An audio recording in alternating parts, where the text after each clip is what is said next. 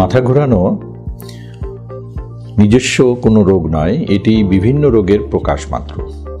বিভিন্ন কারণে আমাদের মাথা ঘোরাতে পারে বা ঘোরানোর একটা অনুভূতি হতে পারে। এই অনুভূতিটি এক একজন এক একভাবে প্রকাশ করে। কেউ বলে তার মাথা ঘোরাচ্ছে, কেউ বলে যে তার চারিপাশে যে সমস্ত জিনিস আছে সব কিছু ঘুরছে। আবার কারো কারো এটা প্রকাশ হয় যে মাথা হঠাৎ করে খুব হালকা হয়ে গেল, মাথা ফাঁকা হয়ে গেল, এরকমভাবেও অনেকে অনুভূতি হয়।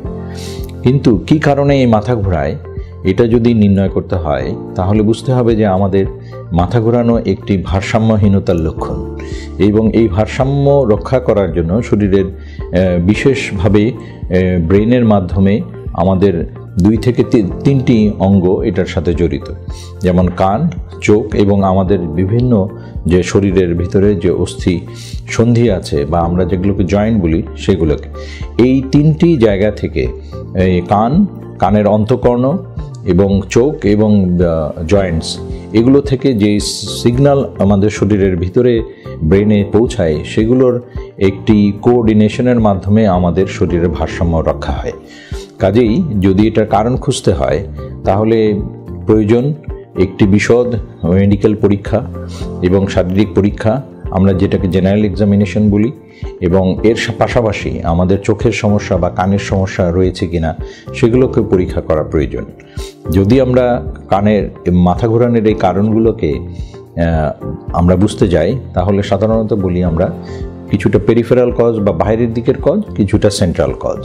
এবং এই পেরিফেরাল কজের ভিতরে একটি গুরুত্বপূর্ণ অংশ হচ্ছে কান, এবং কানের এই অন্তঃকর্ণ অত্যন্ত গুরুত্বপূর্ণ। আমাদের 2 পাশের কানের থেকে যে অনুভূতি আমাদের ব্রেনে যায় অথবা সিগন্যাল ব্রেনে যায় সেটার ব্যালেন্সের মাধ্যমে আমাদের ব্যালেন্সটা, শরীরের ব্যালেন্সটা মেনটেন হয়, এবং আমরা যে কোনো ধরনের পড়ে যাওয়ার সম্ভাবনা থাকলেও সেটা থেকে আমরা চলা ফেরা, হাঁটা চলা, সিঁড়ি দিয়ে ওঠা, নিচে নামা, এরকম ক্ষেত্রে যে আমাদের যে সার্বক্ষণিক প্রতি ক্ষণে ক্ষণে যে ব্যালেন্সটি মেনটেন হতে হয় সেটি এই কানের অন্তঃকর্ণের একটি কাজ।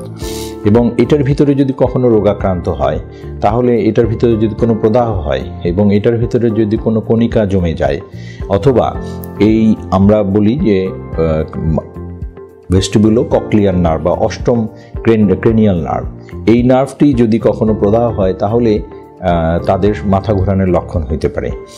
আর আরেকটি কারণ হতে পারে, আমরা যেটাকে সেন্ট্রাল কজ বলছি, সেইটার কারণ হলো যে মাথার ভিতরে যদি কখনো স্ট্রোক হয়, রক্তনালীর কোনো সমস্যার সৃষ্টি হয়, অথবা অনেক সময় ব্রেন টিউমারের কারণেও মাথা ঘোরানোর লক্ষণ থাকতে পারে।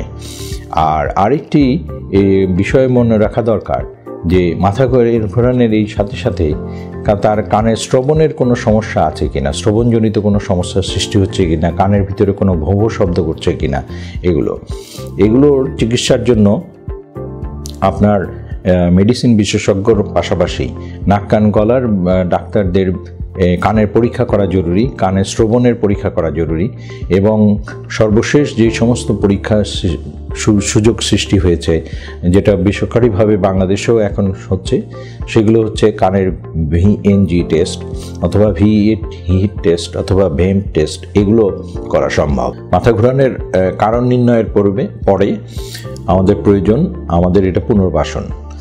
এবং ভারসাম্যহীনতা বা মাথা ঘোরানো এমন একটি বিষয় যেটি শুরু হলে এটা কি আবার নিয়ন্ত্রণে আসতে বেশ কিছু সময় লাগতে পারে।